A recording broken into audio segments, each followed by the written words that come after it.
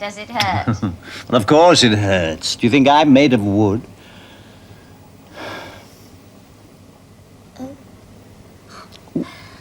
I didn't mean to scratch so hard. And I'm on stage today.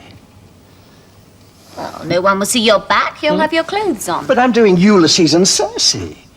When I'm washed up on the beach, my dear, I'm naked to the waist. That's not in the play. It is when I perform it. Where are you going? To the theatre. Stay here. Look, I have a performance to give. You can give it here, just for me. I've already performed for you. Don't be insolent. No, you shouldn't hit my face. I am an actor. And that's all you are. Just remember that. I don't know why I put up with you. You put up with me because you're bored and because I make you laugh. Do you think I'm bored? Oh, unbelievably. I think there are times when you would crack the universe open if you could, just to see what would happen. Well, you may be right. You know, you ought to have accompanied the Emperor on his invasion of Britain. They say the men there are so savage that the women live in a permanent state of ecstasy. I should have been an actor. Or a sculptor. They never seem to get bored. They have their art. Oh, but what do I have? You have your lovers. Well, my lovers. When I make love, I reach for something that men never dream of. Oh, what's that? I don't know. But it's there. Always just out of reach. Sometimes I feel as if I could take on the whole of Rome in a night. I'd be no worse for it in the morning. Oh, why don't you? You'll mock me once too often someday. No, I'm not mocking you. I'm serious. Why, we could stage the greatest night of love the world has ever seen. A tournament of sex. We could challenge the Guild of Prostitutes to provide a champion to compete with you. Who would last the longest? The interminable versus the inexhaustible. You're bad! There's no one who could compete with me. No. What about that Sicilian woman? What's her name? Scylla. Huh? Well, don't underestimate her. They say she boards a ship at Ostia, works the whole crew, and then walks off steadier than any one of them. Are you serious? Why not? Why not? What a spectacle it would make. Two tidal waves of male passion, dashing their fury against two timeless rocks of love. Who will be the first to yield? Who will be the first to break? It would be unprecedented. Copulation on a cosmic scale to set the universe ringing to the cheers of the gods. Do you think I'd win? Well, who can tell? That Sicilian woman, they say. She's formidable. But I am more so. Now I know why I put up with you. Oh. Bring on your Sicilian. And let her look to her laurels. Well,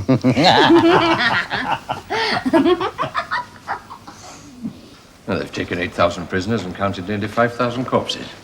Caractacus has left Colchester and fled to the west. Aulus has taken the 9th Cavalry in pursuit of him. And our losses? Though insignificant. 380 killed and 600 wounded. Britain is almost subdued. The Emperor's on his way home.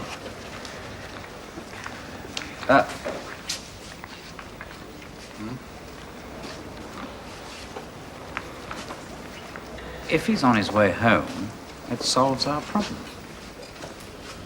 About Messalina? Yeah. Well, it solves the problem of whether we should write to him. Whether we should tell him when he gets back is another matter.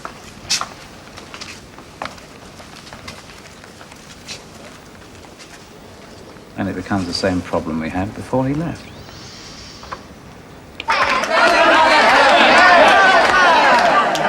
The golden hair that Gala wears is hers. Who would have thought it? She swears it's hers. And true she swears, for I know where she bought it.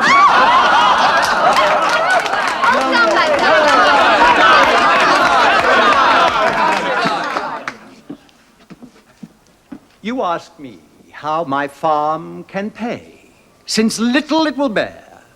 It pays me thus, 'tis far away, and you are never there. President of the Guild of Prostitutes! At last.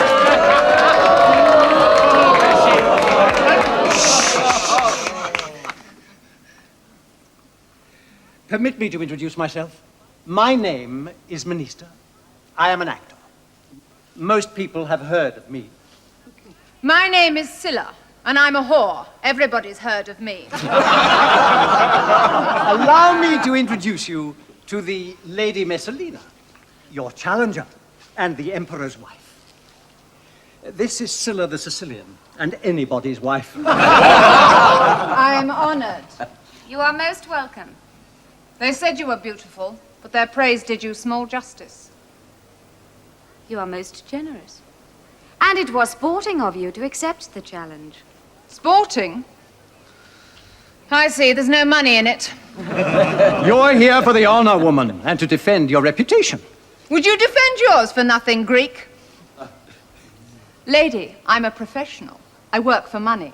The honor I gladly leave to you. What impudence! She expects to be paid, and in this company. The difference between you and me, actor, is you're a snob and I'm not. And the difference between this great lady and myself is that my work is her hobby. My hobby happens to be gardening, for which I don't expect to be paid. You shall have your money. Shall we say 5? 3 gold pieces a head? A head seems an odd way to describe it. Win or lose, of course. That seems satisfactory. Satisfactory? You've never earned so much in a whole year. This Greek will drive me to distraction. Nothing I say pleases him. Let us begin. Which side of the bed do you prefer? Left or right? Lady, give me a support for my back, and let the games begin, as they say. Let the games begin! You know what's going on at the new palace at this moment? The Emperor's wife is competing with a prostitute to see who can wear out the most men. Oh, they've been at it since noon. Well, that is shocking. I can hardly believe it. I've had my suspicions of what's been going on there for weeks, but this is the final straw. It's outrageous now. Something must be done. Have you discussed this with anyone else? Only my immediate superior. Colonel Rufrius? Yes. When did you discuss it with him? A week ago, when I had good grounds for my suspicions, but no proof. And he advised you to do nothing, wait for the Emperor's return? Yes, and I did wait, but this is too much. That's why I've come to you. I think you must write to the Emperor at once. I don't think you can put that sort of thing in a letter. I see. Or maybe you can't, but I can. Justice, I think you have been immensely foolish. Are you threatening me? No, but did you not know that your superior, Colonel Rufrius, was one of the Lady Messalina's inner circle of friends? If you have confided in him, he has most certainly confided in her. I should think she's already applied to the Emperor for a warrant for your execution. My execution? Serious? On what grounds? Does it matter? Conspiracy. Emperors are very nervous when away from their capitals. They'll sign anything. If I'm any judge, that warrant's already on its way back here at this very moment. You mean? What are we to do? You must help me. You must back me up now. You must! I will choose my own time when to tell the Emperor, not yours or anyone else's. I have learned to tread very carefully in a burning building.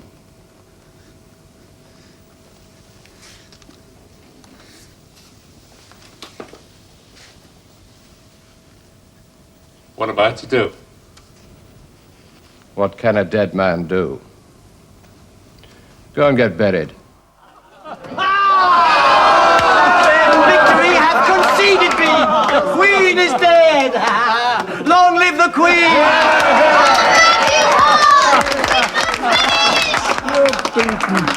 It's inhuman. Prince size must be made out of old army. The money. Where's my money? Here, lady, here. 3 gold pieces per head. Will you take them? Or shall I have them sent? I'll take it.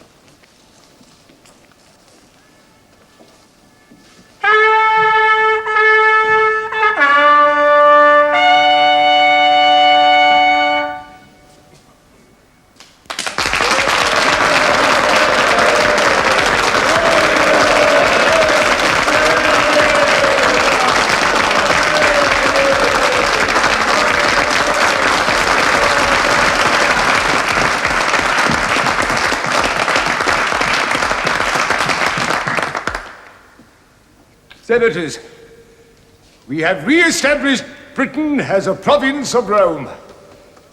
108 years after the divine Julius left it, not very well secured. It has again become part of the Roman world. When I left, Caractacus, our principal enemy, was in full flight. We had won a great victory. A Roman triumph is seldom granted, but they granted one to me. Me, Claudius the idiot, the stammerer, the fool. But what life gives with one hand, it takes back with the other. I would gladly have forgone my triumph for the tragedy that was about to unfold. Shortly before I left for the invasion of Britain, Marcus Vibius, my governor of Syria, had written to me giving me the startling news that my old friend, Herod Agrippa, was fortifying Jerusalem. I had hastily written to Marcus Vibius, asking him to find out more and report to me personally on my return. And you think this is directed against us? Yes, Caesar. But there's more. Before I left, I learned that he was organizing a secret meeting with certain neighboring kings. He is plotting a revolt against Rome, that is certain. But why? Why?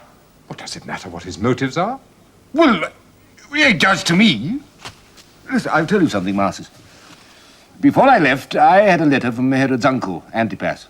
It was full of gossip, as usual, but in the course of it, he said he was convinced Herod believed himself to be this Jewish Messiah whose coming has for so long been prophesied. Yes. Well, others have thought that too. Your nephew Caligula, for one. Yes. Perhaps it was him. No. Oddly enough, Caligula filled the requirements of the prophecy in many respects, except he did not die in the year foretold by Thrasyllus, the astrologer, and Thrasyllus was never wrong about dates. When was this Messiah supposed to die, according to Thrasyllus? In the same year as my grandmother, Livia.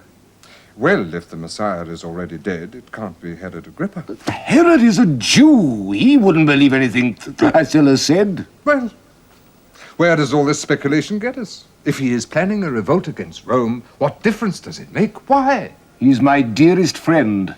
If he becomes my enemy, I want to know why. Now, how much do you know about this Messiah in the literature of the Jews?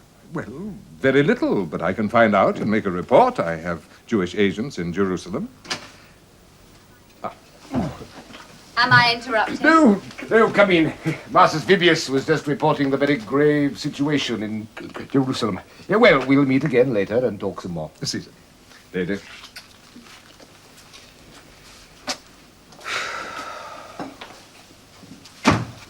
Are you worried? Hurt. That my old friend should... Ah, well, there may be nothing in it. I missed you so very much while I was away. And the children. I never rested properly a single night thinking about you. What would I do without you? Yeah, when you wrote to me about the Interjustice affair, I thought, thank heavens, Messalina's there to take care of things. Well, do you want something especially? Only to say that if I slipped into your room tonight, would I find you alone in bed? I love. I'm not asking for details. Only that I shouldn't find the little Calpurnia in my place. Oh, I know that she sometimes visits you. Well, she's an old friend. I don't mind a bit. It's very good for your health. Oh, but sometimes I feel a great desire to have your arms about me. And I should hate to embarrass you. Oh, come tonight, please. I should be so grateful. Be alone, then. Oh! There is one thing. You, anything? I wish you would speak to Minister. He's got so big-headed lately and insolent. During your absence, he was very rude to me, always making excuses for not putting on this play or that which my friends wanted to see. Well, couldn't you have banished him yourself? I didn't want to do that. Well, he's a great favorite with the crowd, and they might have held that against you when you returned. Oh, well, I shall speak to him. Just tell him that when I ask him to do something, he is to do it and not make a fuss. I was her slave. Is there anything so foolish as an old man in love? Well, I spoke to Minister. Listen, little Greek, I said. If the Lady Messalina tells you to do anything, you will obey. Do you understand? Anything? He asked. Anything, I said to him. I played, as usual, into Messalina's hands. She had fallen maniacally in love with Gaius Silius, the consul-elect and the handsomest man in Rome. Knowing Minister to be on close terms with the family, she had asked him to bring Silius to see her. Minister had refused out of respect for Silius' wife. Hence Messalina's complaints to me. Like a fool, I secured for her what she most wanted. He was not an easy victim of her passion, but she was clever. She did not talk at first of love, but of politics. Tiberius had executed his father, and she played on that, telling him I was more corrupt even than Tiberius. Before he realized it, he was comforting her. Before he realized it, he was making love to her. He was as much her abject slave as I was. Claudius, Claudius, you go too fast. Too fast. More grave news of the situation in Jerusalem was handed to me by Marsus from his agent, Catullus. But what exactly is this Messiah? A king, Caesar, who is to come and redeem Israel of all its sins. Philo, their greatest living scholar, has declared that he must be descended from King David and born in a village called...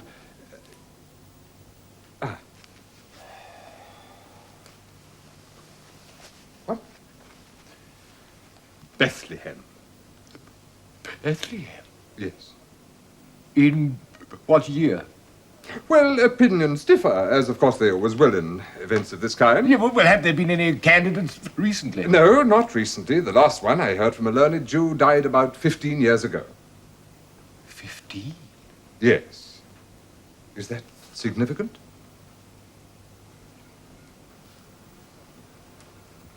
Who was this man? His name was Joshua Bar Joseph, a native of Galilee. He had a large following amongst the uneducated and used to preach to gatherings by the lakeside. He was also called Jesus by the Greeks. And was he born in... Bethlehem. Well, it's not precisely known. There was some scandal concerning his birth. A Greek soldier was supposed to have seduced his mother, who was a tapestry worker in the temple. What happened to this Joshua? Well, he tried to form a new religion out of Judaism, but of course he lacked the authority. He then began identifying himself with this Messiah. He was executed as a heretic. Did you find out what King Herod thought of him? Well, not very much, I imagine, for he recently executed one of his followers, a man called James. He's looking for another one called Simon. Ah, he has followers, then? Yes. It's a cult. There are always cults.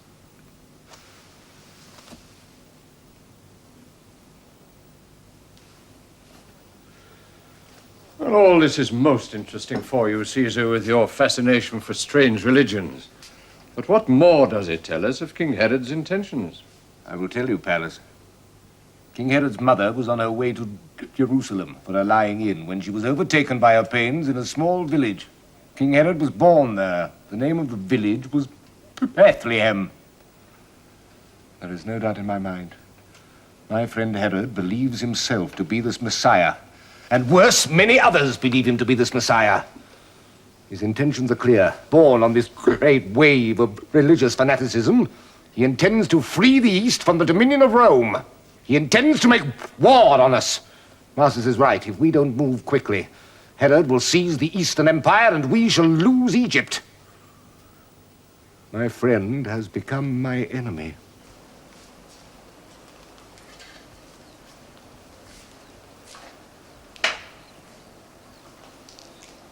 What are you doing with that? The mistress told us to take it down, lady. But why? Where are you taking it? If there's a mark on it when it arrives, I'll have you whipped. Where is it going? Hurry up with it. I'm giving it to someone as a present. To Silius? Yes. Iris! I want my hair dressed. But that was a present from your husband. I know that. Silius fell in love with it, so I'm giving it to him as a surprise. And if he comes here and finds that it's gone? He doesn't come here. And if he does, I'll tell him I put it somewhere else. Have you taken leave of your senses? Have your wits deserted you entirely? You have lavished gifts on that man from all directions. Half of them from the palace. Are you so much in love that you have lost all sense of discretion? Yes. I am in love. Child, you've been in love before, but you've never imperiled your life. I shan't imperil my life. But all Rome knows that you visit him openly at his house and take him gifts, and that his wife complains bitterly about it. He's divorcing his wife. Divorcing her? For what reason? For no other reason than he loves me. Well, you'll have to give a better reason than that. They're not married in the strict form. It only requires a declaration. But you are married. You can't marry him. So why is he divorcing his wife? Because I can't bear the thought of him sharing that woman's bed every night when he gets out of mine. I heard nothing. Not a breath of the scandal that was known to everyone else in Rome. Even the slaves.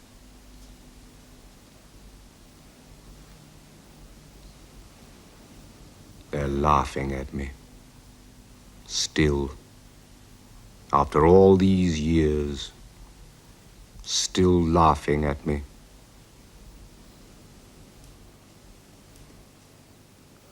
Herod. Trust no one, my friend. No one. Yes, Caesar. Dead. Herod Agrippa is dead.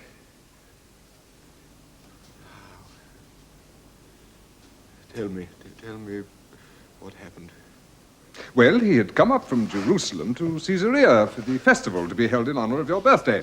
But really to meet with the kings with whom he'd formed his alliance. Yes. Only Phoenician, Tyre, and Sidon had stood outside the alliance, and now they had decided to join. Their formal submission was to be made to King Herod upon their arrival. Did Herod truly believe himself to be this Messiah, this anointed one? Oh, yes. Yes, he had revealed himself to the high priests. Now he was to reveal himself to the nation. Well, go on. Well, when he arrived in the amphitheater, the whole audience rose. He was wearing a royal robe of silver tissue that flashed in the sun so brightly that it tired the eyes to look at it. The whole audience shouted, "O King, live forever!" But this was not enough for the men of Tyre and Sidon. They groveled at his feet and said, "We repent of our ingratitude. We see now that you are superior to mortal nature." Tyre and Sidon, he replied, "You are forgiven." And they answered, "It is the voice of God." Thou shalt have no other gods but me. Isn't that what the God of the Jews has said? Yes, Caesar. But evidently Herod had forgotten that. He was about to give the signal for the ram's horn to be blown when he stopped. An owl flew into the arena, which had been blinded by the sunlight. Perched on his throne, hooted 5 times, and then flew off. Oh, yeah. An owl was always an ill omen for Herod. Well, he groaned. He seemed to feel stabbing pains in his chest, for he cried out, "I am ill. Carry me out." They carried him out. And the ram's horn never blew. The crowd set up a wail. The festival was over before it had begun. And within 5 days, he was dead. His body racked with pain and rotted into an unrecognizable mass of sores. The kings departed, and the crowds went home. The storm passed without a single drop of rain. And the Messiah. Who then is this Messiah? Who knows? Perhaps the Jews must wait a little longer. Perhaps. Marmoset, I am dying. My body is full of maggots. Forgive me. Forgive your old friend who loved you dearly, yet secretly plotted to take the East away from you. I have failed. I played too dangerous a game. Little Marmoset, you are a fool, but I envy you your folly. Do not weep for me. My punishment is just. I offended against the only living God.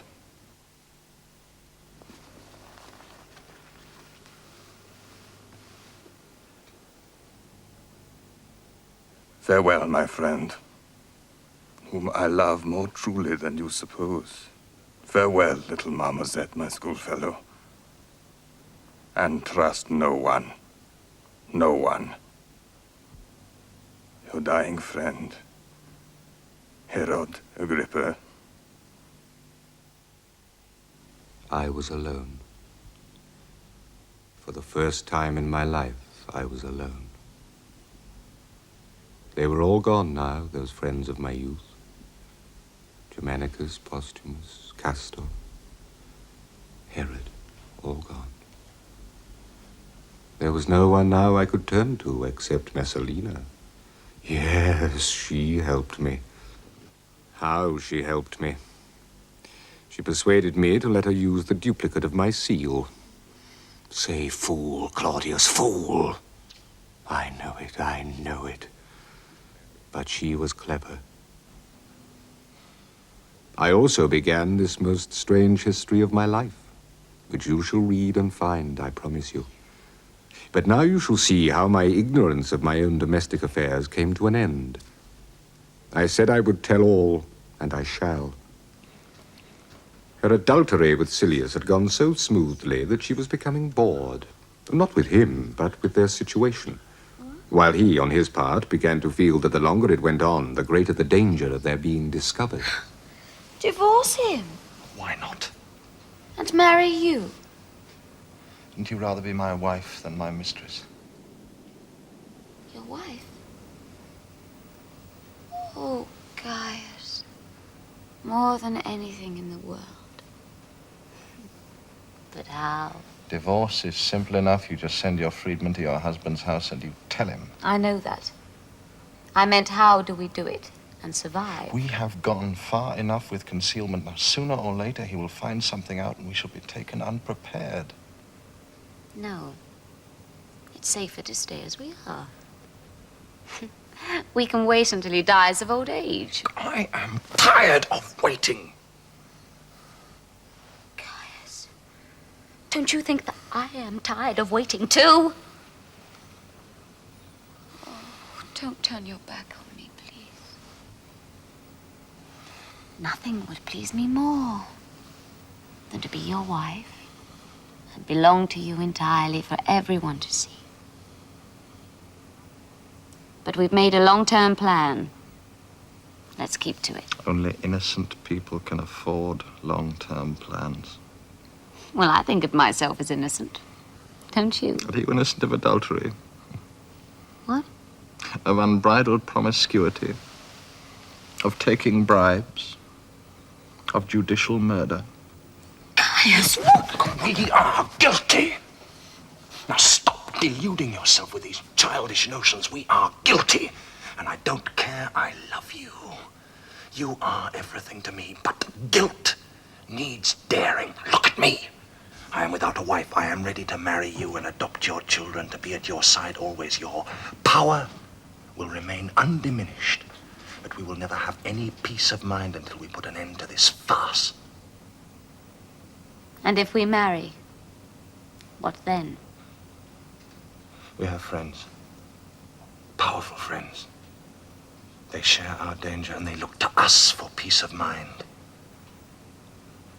If we marry open and publicly, all Rome will see how Claudius is abandoned.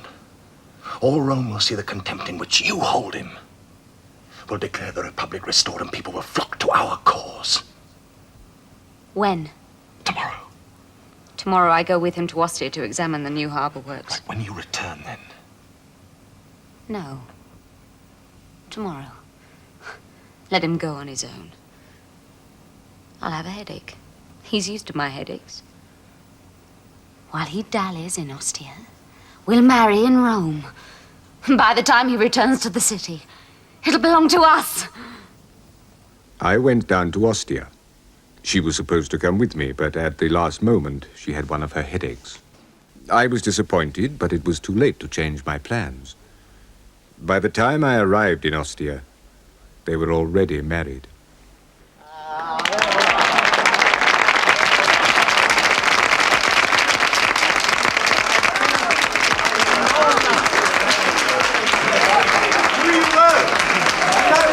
It will seem incredible, I know, that in a city where nothing escapes notice or comment, they could have felt themselves so secure. And yet they did. And I was perhaps the only man in Rome who knew nothing of it. Scandalous! It's scandalous! While all of Rome trooped in and out of her bed, we said nothing. We closed our eyes and ears and said nothing. But this is different. This is utterly and unbearably different. This puts the Emperor's life in danger. And if it puts his life in danger, it puts ours. And I say that's a very different bowl of fish. But has she divorced him or not? Well, she's divorced him. She sent a freedman with her declaration here to his chamber. But the Emperor wasn't here to receive it. What, do you think she didn't know that? Is the marriage bigamous or not? What, do you think she cares? Don't you see? The marriage is a public declaration that the Emperor's wife has abandoned him as being too old, too corrupt, and too stupid any longer to govern Rome. That she has chosen the consul-elect as her husband is a clear indication and an invitation to the Senate to restore the Republic. And in view of Messalina's known viciousness when it comes to getting her own way, the Senate will take the hint and put them both at the head of it.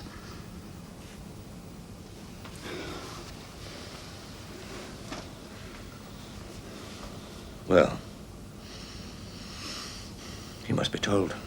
This time he must be told. But how? He won't believe a word said against her.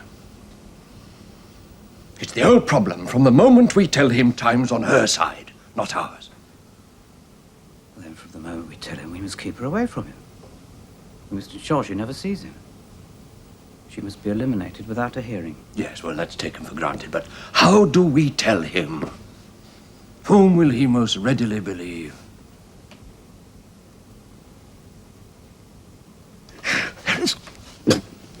There's someone he trusts utterly who's been his friend for years. Little prostitute Calpurnia. Oh, Calpurnia. Oh, what is this? Oh, a note thrust into my hands. Grave danger to Rome. Come to my house. Oh, I hope this isn't some silly, earlish prank. Oh, you've quite alarmed me. Especially as the ram I was sacrificing in the temple turned out to be the most ambitious beast I've ever seen. His entrails were awful. Why are you trembling? Now, what's the matter? Oh, Caesar! Oh, what's the matter? Now, Calpurnia, get up, get up. You know I hate people groveling. Oh, Caesar. Will you please tell me what you have to say? I shall tell you because nobody else dare tell you. But when I do, you will have me tortured and flogged. Calpurnia, dear as you are, you're making me angry. Do you still trust me? In my life, I've trusted 3 women. My mother, Messalina, and yourself. Oh, why must you include your wife in that list? Messalina? I trust her with my life. She has just married Gaius Silius, and the wedding party is still going on in Rome. Are you mad? Or wicked, or both? They're married. Your wife and Silius. Everyone in Rome knows. But I've left her in bed with a headache. And now she's in bed with Silius. Oh, don't you understand? He's her lover. I thought you knew. Everyone assumed you knew. Else why have you slept apart all this time? I wouldn't have told you even now, but they're married. And I've seen the wedding party. How? You haven't been to Rome? Yes, I've been. Narcissus came and fetched me. I've been to Rome and back today. The garden of the palace is decorated with fine leaves and ivy, bunches of grapes, wine vats and presses. They're all dancing about like wine-soaked gods. I don't believe you. I refuse to believe you. It's true, Caesar. Every word she says is true.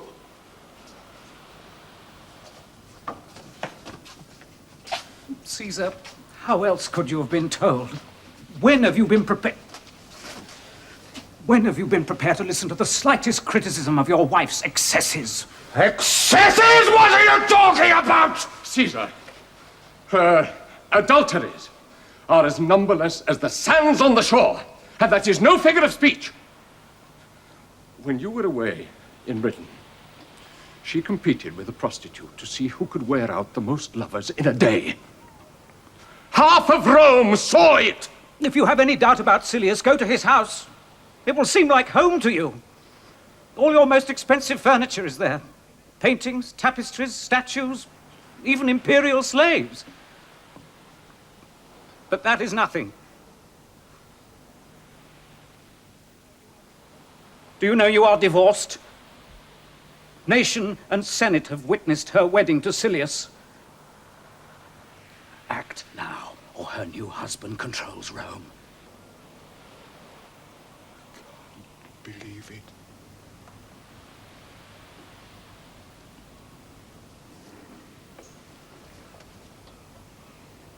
My dear, you must. And you must act quickly, or you'll be condemning us all to death. She's right, Caesar. We must return to Rome and arrest them all at once. But am I still emperor? Some officers of the guard may have been seduced, but the soldiers are devoted to you, I'm certain of it.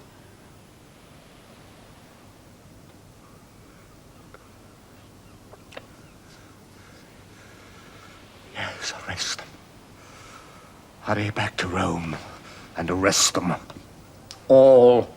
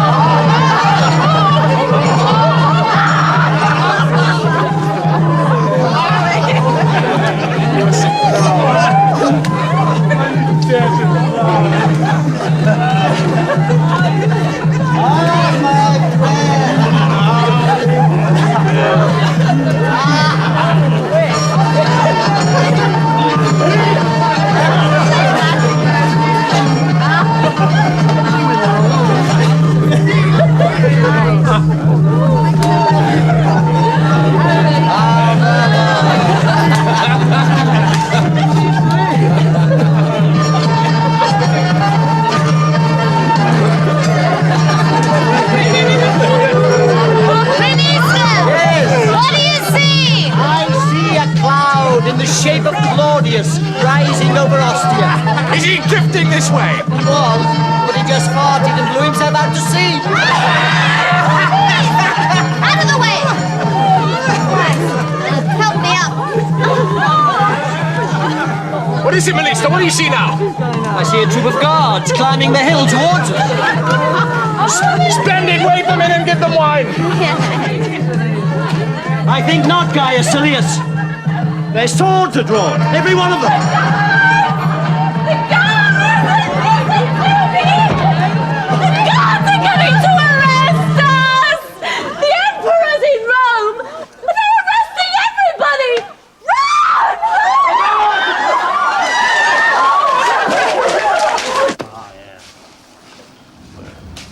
Where is the Emperor? In his study. We've arrested nearly 200 people. Silius was taken in the marketplace. The Lady Messalina has not been found. She is not to be allowed to see the Emperor without first consulting me, you understand?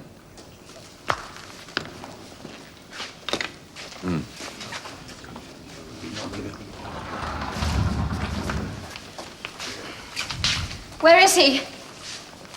Where is my husband?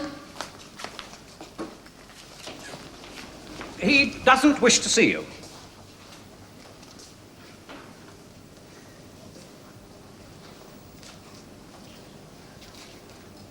Out of my way, you Greek!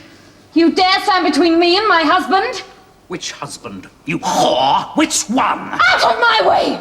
Get out of my way! Let it go! Get her out! Get her out of here!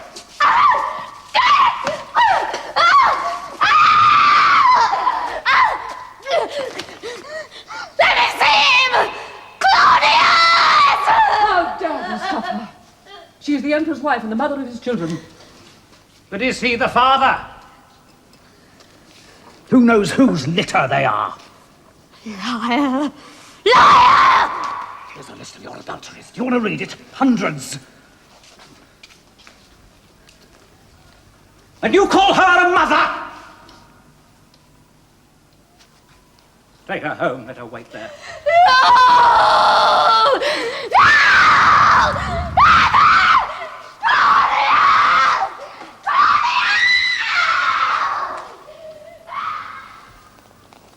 Arrests have been made all over the city. Silius has been taken. Thank heaven most of the guard proved loyal. Poor woman. Whatever made her do such things? How unhappy she must have been.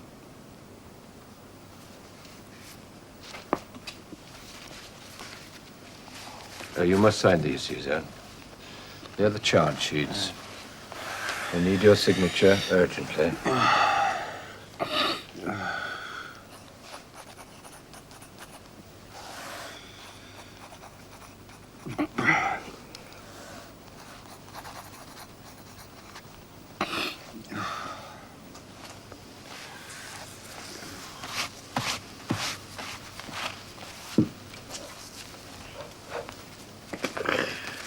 Sleep, Caesar, sleep. You need your rest. Save yourself for Rome. Peter, here's the warrant for her execution. Hurry. Ankita, offer her the dagger first. No. If she takes her own life, it will save us having to show him the warrant in the morning.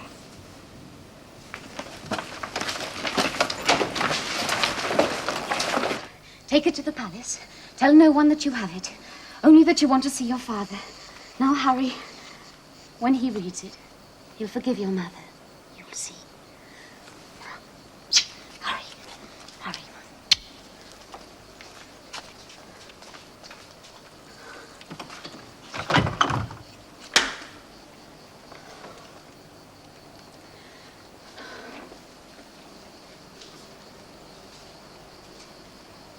He must see me.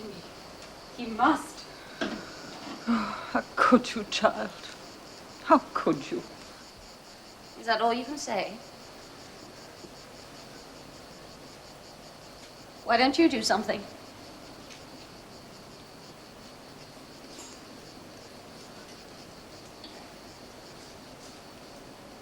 Why didn't you see him on your own?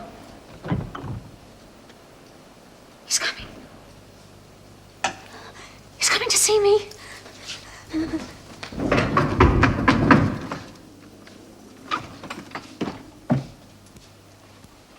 What do you want? Your life, lady. Your husband's orders. No. He wouldn't do that. My husband wouldn't do that. Read it. It has his signature.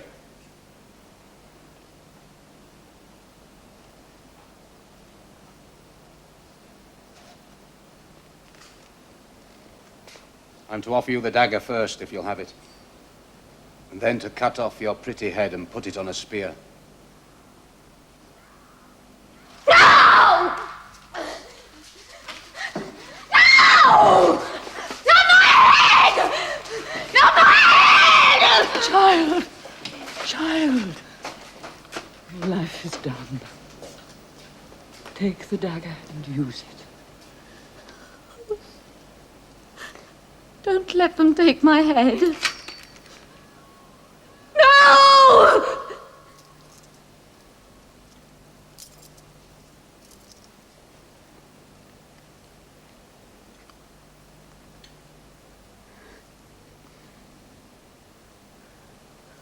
Oh. No. He wouldn't do that. Not Claudius. Use it. Use it quickly. I can't. I can't. No! Not my head! Not my...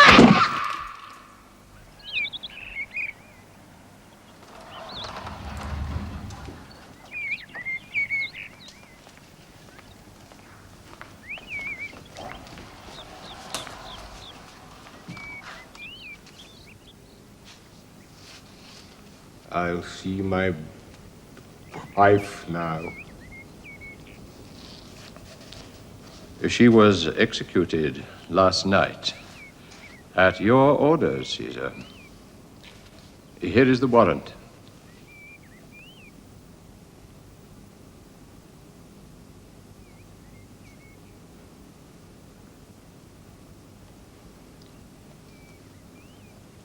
There is a dispatch from Britain, Caesar.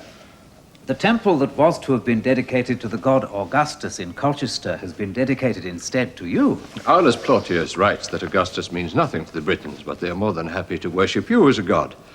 He regrets having taken the decision without first consulting you, but feels sure you understand that it was politically correct.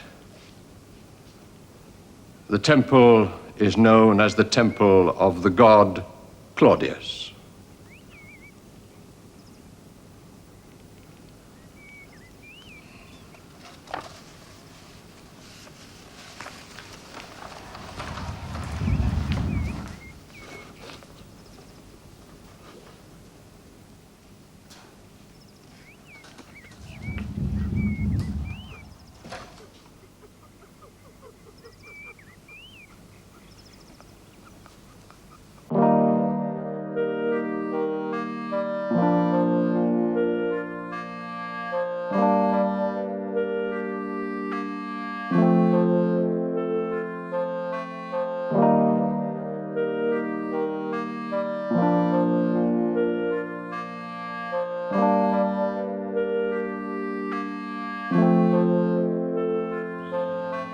Precious island shot deep, breaking down. We then shot down. I want me stop to freest thing. I run it hard free. I built to be free on my DNA. I beautified to the mile. The legion, no one can stop me. I'm on the way, built to defeat. Always today, all my way, sweet as shame. A fresh and high, I'm gonna shine my dream.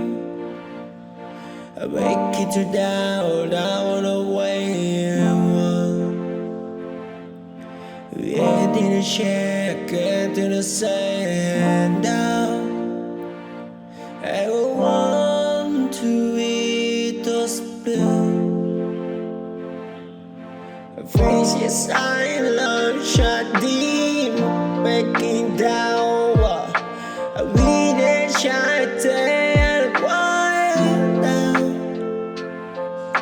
I won't get stopped, the freest thing. I run it hard free.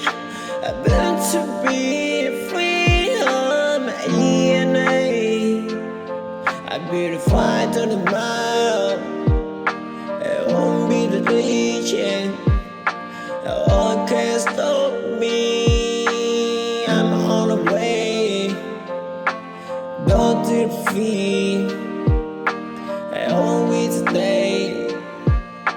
I always ways me the same. I face in the high. I'm gonna shine my dream. I wake it to doubt, I wanna wait. We ain't in a check, into the sand.